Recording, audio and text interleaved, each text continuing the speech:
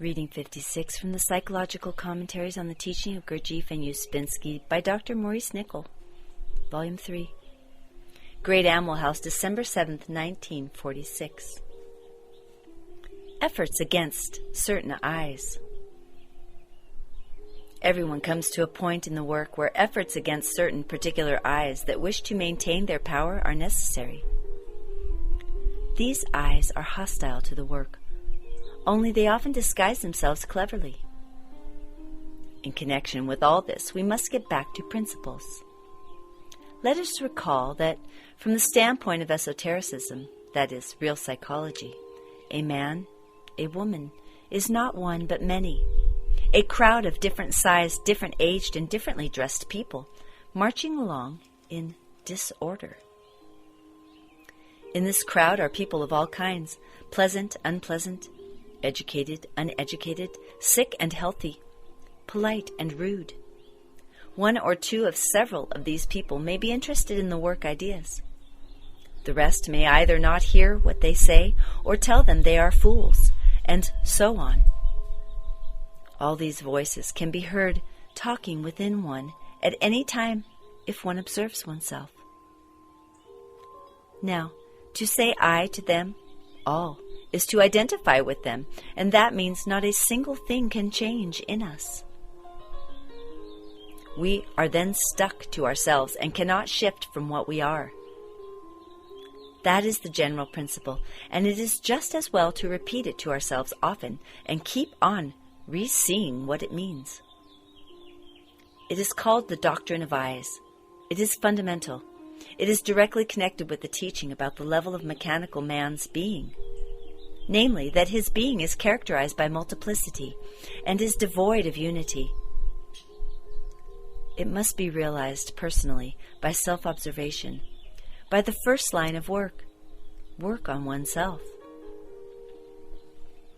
Now, people may try genuinely to work on themselves, but try to do so without any observation of eyes. They take the whole mass of themselves as one, as I. It is impossible to work on yourself if you take the whole mass of yourself as one, as I.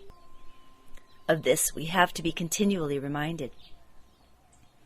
Have you seen a view of yourself marching along as a crowd of eyes, some good, some evil, some in tatters, some overdressed, some well-meaning, some slanderous, some brave, some self-pitying, some intelligent, some stupid, some a little developed, some undeveloped and childish, and so on?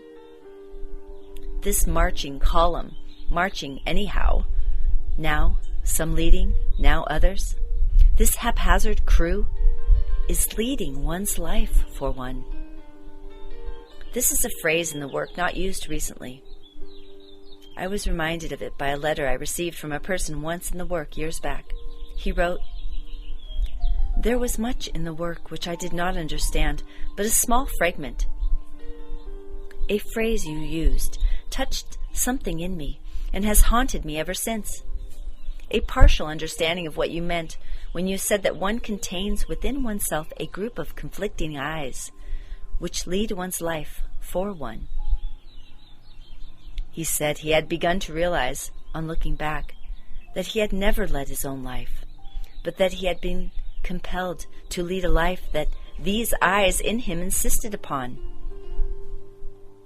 Him leading.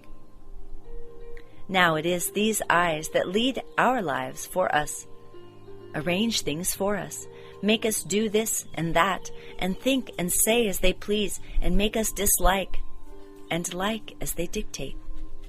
And the trouble is that we take them all as I, and believe that this is I, myself liking, and I, myself disliking. To realize, to attain the realization that one need not go any longer with an I, or believe it for a moment, is a great release. It is the beginning of inner freedom.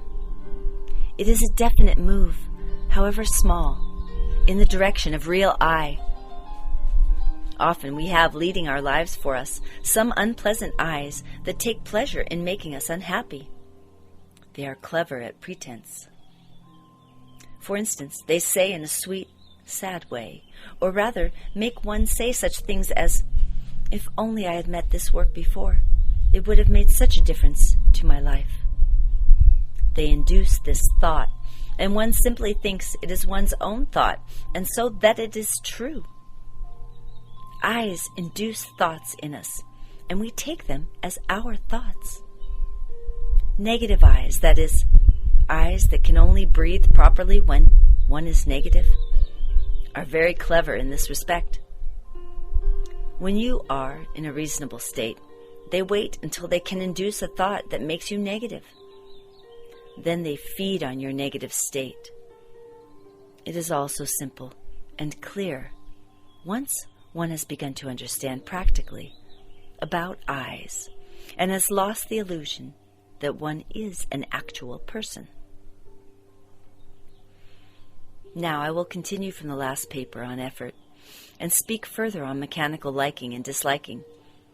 It was said that first we have to make effort in regard to stopping internally mechanical disliking, and it was also said that this is not so difficult to do once one can notice it at work by observation. One says stop to it. One makes inner stop in regard to it, without arguing or self-justifying. Or to put it another way, one stops inner talking about it and practices inner silence. This you can all do. It was then said that we have next to begin to like what we dislike, and it was added that this leads to the right feeling of nothingness.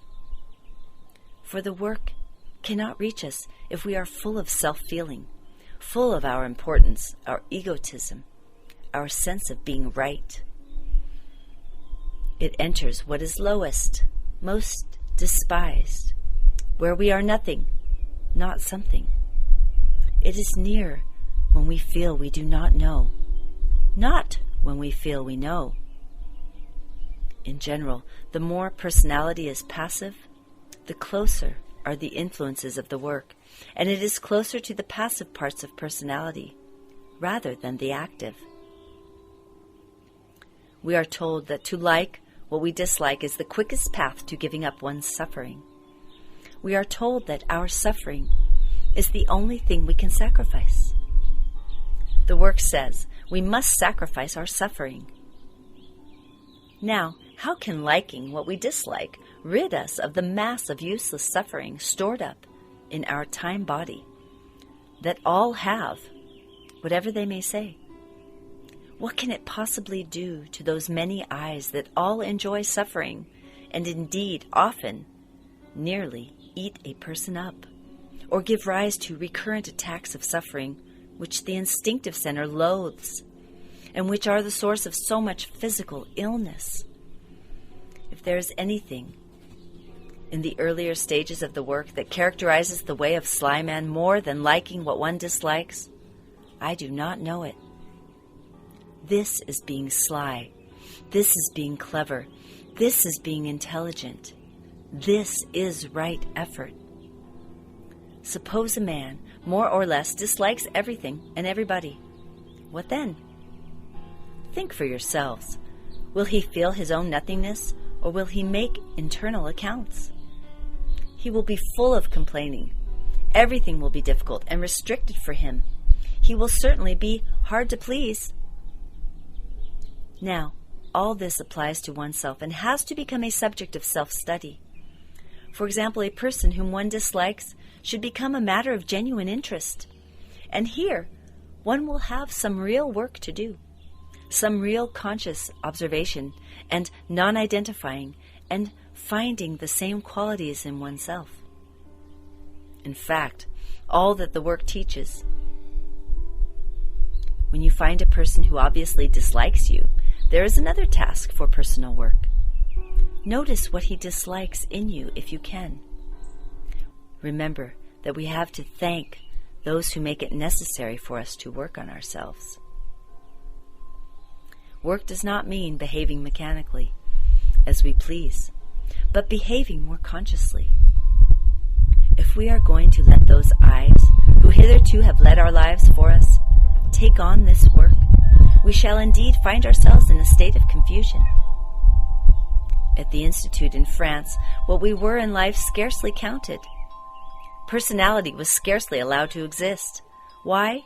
Because the object of the work, and of all esoteric teaching, is change of being. How can being change if the eyes that have always led your life for you still remain in full power? No. Change of being means change of yourself, and change of yourself means that other eyes that wish to work and understand and eventually form deputy steward, come forward and take charge. So the time comes, as was said, when efforts against certain particular eyes that wish to maintain their power and are hostile to the work have to be made.